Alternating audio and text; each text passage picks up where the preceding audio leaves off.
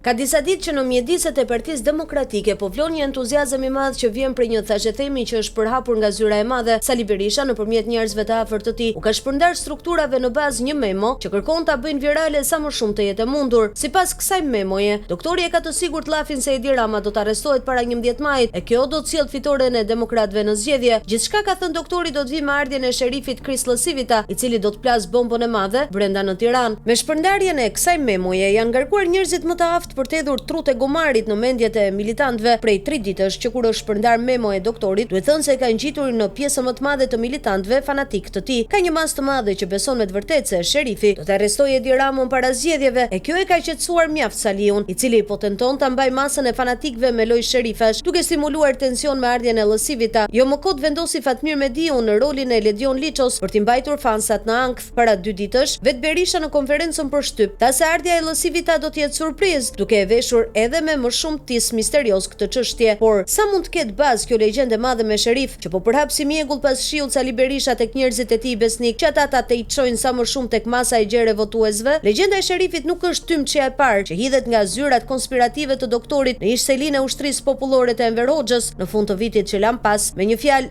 sapo fitoi Donald Trump, doza stupefacente e ketaminës mediatike ishte haj, madje edhe më shumë nga ajo që përdor Elon Musk për të qenë në një gjatësi vale me planetin Mars. Sipas asaj gojdhëne, në janar do të bëhej hataja. Trump do ta rrëmbente me helikopter Edi Ramën, do ta mbyllte në një burg federal, diku në një ishull të humbur të Alaskës për të mos dalë më prej andej. Gjithashtu, po Trump do të shkarkonte urgjentisht Altin Dumanin dhe SPAK, do të krijojë si një grup juristësh me dituri të lartë dhe dëgjoni se kushtuese do ta drejtonte SPAK-un, Argita Berisha. Kjo legjend qarkulloi në ambientet e seksioneve të PD-s së Berishës lagje më lagje deri pas përfundimit të Epifanisë, përkatësisht ditës së ujit të bekuar, ditë kur me kalimin e dehjes disa ditore të vitit të ri nis dhe vjen kthjellësia në mendjet e fanatikëve, ai sa mund të vijë natyrisht. Me shfryrjen e Tollumbacit të vitit të ri, nis legjenda e re, për cilën u ngarkuan 2 njerëz të afërt të Berishës, Edi Paloka dhe Klevis Balliu, të cilët thanë që non grata tashmë ka rënë dhe së shpejti doktori niset për NSHBA me një vizë speciale. Lajmi i bëri buj sa u komentua dhe u mbrojt edhe në emisionet të ndryshme televizive nga mëngjesi në darkë, ndryshe nga legjenda e janarit që fliste për Argitën në krye të SPAK e që shërbente për përdorim të brendshëm. Kjo e dyta ishte për shpërndarje të menjëhershme në publik. Iku janari, shkurti dhe hyri marsi. Nuk ndodhi as rënja e non gratas, e as vizita e Sali Berishës në SBA. Doktori doli vetë në televizion dhe përgënjeshtroi 2 kolonelët e tij. Është lajm i rrem, nuk kam ftesë për në SBA, tha Berisha në studion e Arjan Çanit. Nuk kaloi shumë pas asaj deklarate dhe në zyrat e thasha Themnajës u përhap tymçe e radhës. Trump shkarkoi Yuri Kim dhe ish ambasadorja në SBA po hetohet për korrupsion. Për ta bërë më të besueshme, mediatikisht u publikua edhe një variant më soft. Yuri Kim ka dhënë dorëheqje dhe ka pranuar të largohet me kusht që të mos hetohet. Sa po ndodhi kjo deklarat, Departamenti i Shtetit publikon në faqen e tij njoftimin dhe përshkrimin për diplomaten Yuri Kim në rolin e ri si drejtoreshe e supervizimit të ndihmave me jashtë. Pak ditë pas kësaj, sekretari i Shtetit Marco Rubio sulmoi ashpër një figurë politike të njohur në rajon, i cili është shpallur non grata nga paraardhësi i tij Antony Blinken. Bëi fjalë për kreun e serbëve të Bosnjës, Milorad Dodik, i cili ka lobuar fuqishëm në SBA dhe pajtoi avokat personal, pikërisht Rudy Giulianin, ish avokatin personal të Donald Trump. Pak ditë më pas, Rubio shpalli non grata 2 pushtetar të lartë të Argjentinës me të njëjtin motivacion që ka sanksionuar edhe Sali Berishën për korrupsion domethënës. Pas kësaj, në zyrën e dezinformacionit, ku thuhet se ka këshilltar të famshëm që kanë punuar dikur për sigurimin e shtetit, e për njërin thuhet se ka edhe fije ruse, Raheshtja. Sali Berisha implodhi dhe u bërtiti duke i thënë se asnjë nga fjalët që ata kishin përhapur në antarësi nuk ishin bërë realitet. Doktori ishte aq i nxehur sa ishte skuqur i tëri. Asnjë nuk piptinte në zyrën e madhe, ku të gjithë po shtrëngoheshin për të mbajtur të qeshurën, pasi gjithë ato tullumbace që kishin fryrë i kishin marrë si porosi nga vet Berisha, që duket se edhe vet kishte nisur të u besonte. I dëshpëruar tashmë, ai tha se duhet një fabul më e besueshme, jo e fryrë, por gjithashtu bombastike. Fatmir Mediu ka ndërhyrë menjëherë duke thënë se e merrte ai përsipër këtë detyrë, nga që do të shkonte në SBA për të shmangur procesin e tij të Gërdecit, tha se do të takonte Lësivitan e do të përgatiste një fabul të besueshme që të lëshoj mjegull me shumicë. Mediu ushtoi se për këto punë, sherifi është mjeshtër i vërtet, se e ka bërë me shumë kandidat në SBA, nga republikanët e Bush tek ato të Trump, por edhe kandidatë të ndryshëm të Partisë Demokratike Amerikane. E kështu ndodhi videoja e Mediut me Lësivita, ku amerikani premton se ishte rrugës për në Tiranë, por edhe pse kanë kaluar ditë, sherifi nuk po vjen. Mediu postoi një tjetër status ku thoshte që fjala jam rrugës kishte të bënte jam rrugës me mendje. Mirpo siç e thon fjalës, enough is enough, mjaft është mjaft. Edhe doktori vendosi që ta lër Fatmirin dhe hallet e tij për t'u drejtuar sërish zyrës së thashëthemeve, e cila ka hapur këtë tymçen e fundit që sa të vi sherifi, Edi Rama do të arrestohet. Po kush do të arrestohet? arrestoj. Pasi për të marrë vendimin, duhet mblidhet kuvendi dhe të hap procedurën për të hequr mbrojtjen ligjore që ka një deputet apo ministër. Aktualisht kuvendi nuk është i shpërndar, por mund të mblidhet vetëm për çështje të rëndësishme dhe nuk mund të marrë vendime që kanë të bëjnë me çështje të afërta me zgjedhje të shpallura. Por edhe nëse mblidhet, do duhet që të ketë vullnet nga mazhoranca që ta votojë. Mund ta bëjnë këtë socialistët para zgjedhjeve? Një nga politikanët e rinj të PD-s i tha Sali Berishës se nuk ka pse Themi do arrestohet, Themi do jetë në hetim dhe është më e besueshme, por doktori ja ktheu se ashtu është një punë. E kështu,